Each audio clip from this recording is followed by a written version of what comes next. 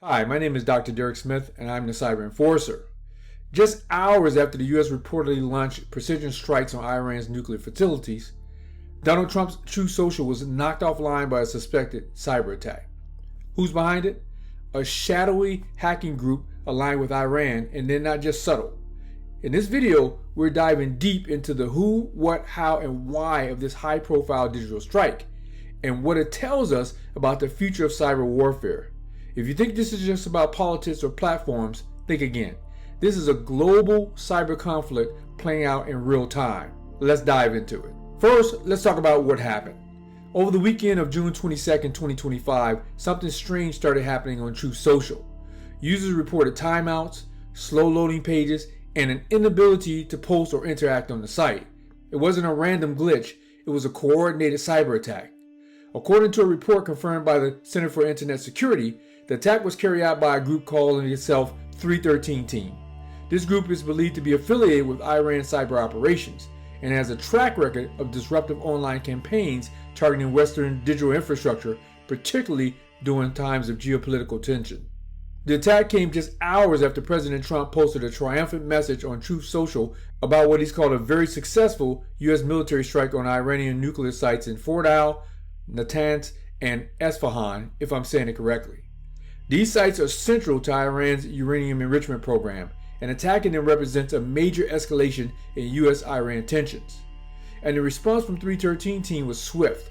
Within hours of Trump's post, Truth Social was under siege. It experienced a distributed denial of service or DDoS attack that flooded its servers with junk traffic, making it inaccessible to legitimate users. What makes this event even more noteworthy is its symbolism. The attackers weren't just going after any U.S. platform, they went after Trump's personal megaphone, aiming to silence his narrative at a critical geopolitical moment. This wasn't a breach of steal data, it was a digital message, and everyone heard it. Let's talk about how it might have happened. Let's break down the how. The attackers used a DDoS, or distributed denial of service method, one of the most common yet effective tactics in modern cyber conflict. Here's how it works. A DDoS attack floods a system, in this case, Truth Social's web service, with an overwhelming amount of traffic. Think of it like tens of millions of people trying to get through a single doorway at once. The server gets so bogged down, it either crashes or becomes completely unusable for anyone else. But this isn't just random traffic. DDoS attacks are often carried out using botnets, massive networks of hacked devices from around the world, smartphones, smart TVs, compromised routers, even printers.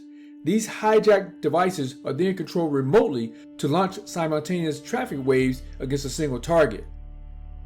In sophisticated attacks like this one, adversaries often use fast flux DNS, IP spoofing, and rotating proxy nodes to avoid detection and mitigation.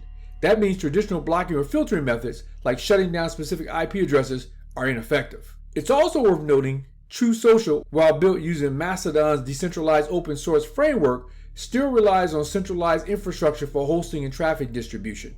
If the attackers targeted specific cloud endpoints, API gateways, or edge nodes, they could have taken down the service even without breaching core systems.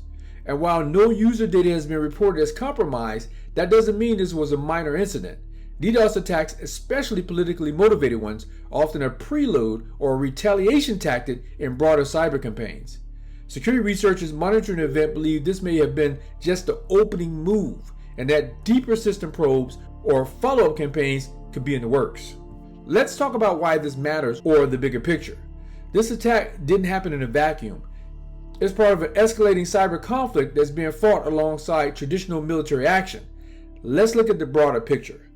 In the past few weeks alone, we've seen Israeli-linked hackers, a group called Predatory Sparrow, launch devastating attacks on Iran's financial infrastructure. One high-profile hit involved draining $90 million in crypto from Iran's largest exchange, Novatex. The same group also claimed responsibility for hitting a state-owned Iranian bank, taking it offline in what appears to be a coordinated campaign. Now, with Iran's nuclear facilities under attack, we're seeing cyber retaliation, not against military targets, but against soft power platforms like Truth Social, aimed at shaping global perception and controlling the narrative. This is a classic example of what cybersecurity experts call hybrid warfare, the fusion of physical attacks and digital counterstrikes. In today's world, you don't need boots on the ground to disrupt your adversary. You just need bandwidth, bots, and a target. And let's not forget, cyber attacks are deniable. Governments can say, it wasn't us, and blame it on rogue groups. But in reality, many of these independent hacker teams operate with the quiet approval or even direct support of nation-state actors. What makes this alarming is not just a social media platform was attacked, it's that this platform is a mouthpiece for a president. The implications for free speech, national security, and election interference are enormous. If cyber adversaries can knock out communication platforms at will, what's to stop them from attacking election websites or public utilities or even emergency alert systems during a crisis? Let's talk about how organizations can protect themselves from these type of attacks. When a politically charged platform like Truth Social gets taken down by a DDoS attack, the natural question is, could this happen to my organization too? The answer is, unfortunately, yes. DDoS attacks, nation-state cyber retaliation, and hack to fix campaigns are no longer reserved for government or tech giants. Any business, platform, or nonprofit that becomes symbolic in a political or ideological conflict can be targeted. So what can organizations do to protect themselves from this kind of threat? Well, let's start with DDoS protection is not optional anymore. The first line of defense is DDoS mitigation. There are several key ways to prepare for this. First, cloud-based DDoS protection services like Cloudflare, Akamai Kona Site Defender, AWS Shield, or Azure DDoS protection can absorb and deflect large-scale traffic floods. And by the way, I don't represent any of these companies that I'm mentioning. I'm just talking from experience on what they can do. These services work by placing your site behind a content delivery network, or CDN, distributing traffic across global nodes and filtering out malicious traffic before it hits your servers. For more sensitive applications, you can also set up geo-blocking, rate limiting, and challenge response systems like CAPTCHAs to cut off malicious bots. If Truth Social had pre-configured auto-scaling protections and aggressive filtering for politically sensitive time periods, the impact might have been reduced. Timing matters. You have to plan for these attacks before they happen. Second is zero trust architecture for broader resilience. While DDoS attacks aim to take systems offline, many attackers use them as a diversion while launching more dangerous intrusions in the background. That's where zero trust architecture becomes essential. The concept, never trust, always verify. Every device, user, and application must be authenticated and continually monitored, even inside the network perimeter. Implement microsegmentation so if one system is compromised, it doesn't spread across your network. Combine this with real-time detection, endpoint protection, and network behavior analytics to spot early warning signs. 3 is incident response playbooks and simulations. Most organizations fail not because they were attacked, but because they didn't have a plan for when they were attacked. Build incident response playbooks that outline specific steps to take during DDoS or cyber attacks, including who to contact, how to cut traffic, and how to communicate with the public. Conduct tabletop exercises and live fire simulations regularly with your IT, comms, and legal teams to make sure you're ready. And yes, you need public messaging plans too. If your platform goes down, how will you control the narrative? If you're caught flat-footed, the attackers win twice, once with downtime and again with public perception. 4th is threat intelligence and nation-state awareness. In 2025, no organization should be blind to the geopolitical landscape. You must stay plugged in to cyber threat intelligence feeds, including CISA, or the Cybersecurity and Infrastructure Security Agency alerts, Center for Internet Security bulletins, CrowdStrike mandated and recorded future reports, and custom intel through ISACs, Information Sharing and Analysis Centers, specific to your industry.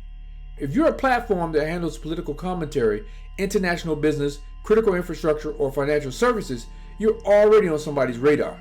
You need to know who your adversaries are, what groups are active, and what kind of attack vectors they prefer. Remember, the 313 team attack on Truth Social wasn't just a random hit. It was a calculated move in direct response to military action. That level of coordination means their capabilities and their motivations are evolving fast. And 5, digital risk is now a boardroom issue. Protecting against these attacks isn't just the CISO's job anymore. It's a CEO level concern. Your organization's brand, availability, public trust, and revenue could all be impacted in a matter of hours. Board members and executives need to fund cybersecurity proactively, not reactively, integrate cyber risk into enterprise risk management, and treat digital infrastructure as mission critical, because it is. So whether you're a social platform, a financial service, a hospital, or even a school, you have to think like a digital fortress now. The new battlefield isn't just borders or buildings, it's bandwidth, APIs, and uptime. If you're online, you're in the war zone. This is Dr. Derek Smith, the Cyber Enforcer, saying stay protected, stay informed, stay ahead, and more importantly, stay tuned in. Keep watching my videos, subscribe, like, and I'll see you in the next video.